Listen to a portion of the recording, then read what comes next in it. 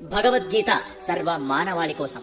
ద్వితీయోऽధ్యాయः ఏషా తే భిహితా సాంఖ్యే బుద్ధిర్యోగే త్విమాం శృణు బుద్ధ్యా యుక్తో యయా పార్థ కర్మబంధం ప్రహాస్యసి.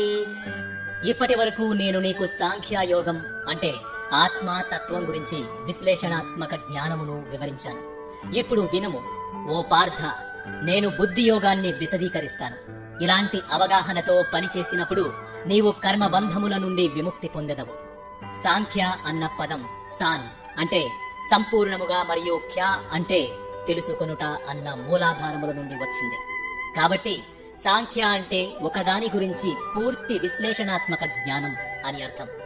భారతీయ తత్వశాస్త్రంలోని 6 తాత్విక గ్రంథాలలో ఒకటైన సాంఖ్యాదర్శన్ బ్రహ్మాండములోని పదార్థములకు ఒక విశ్లేషణాత్మక వివరణ తెలుపుతుంది.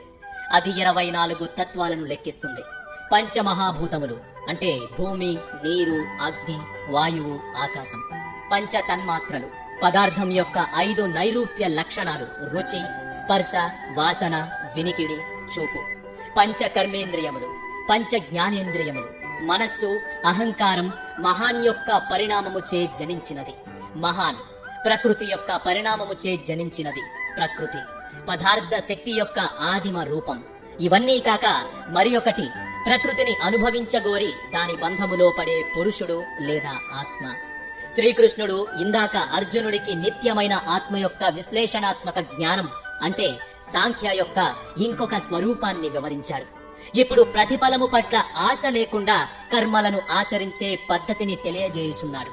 దీనికి మన కర్మల నుండి వచ్చే ప్రతిఫలము మీద నిర్లప్తత అవసరం. ఎటువంటి నిర్మోహము, నిర్లప్తత అనేవి బుద్ధిని ఉపయోగించి వివక్షతతో సాధన చెయ్యాలి. అందుకే ఆసక్తికరంగా శ్రీకృష్ణుడు దీనిని బుద్ధియోగము అన్నాడు. తదుపరి శ్లోకంలో ఈ యొక్క నిర్మోహ, నిర్లిప్త స్థితికి మనస్సుని తీసుకురావడానికి బుద్ధి ఒక ముఖ్యమైన పాత్ర పోషిస్తుందని శ్రీకృష్ణుడు వివరిస్తాడు.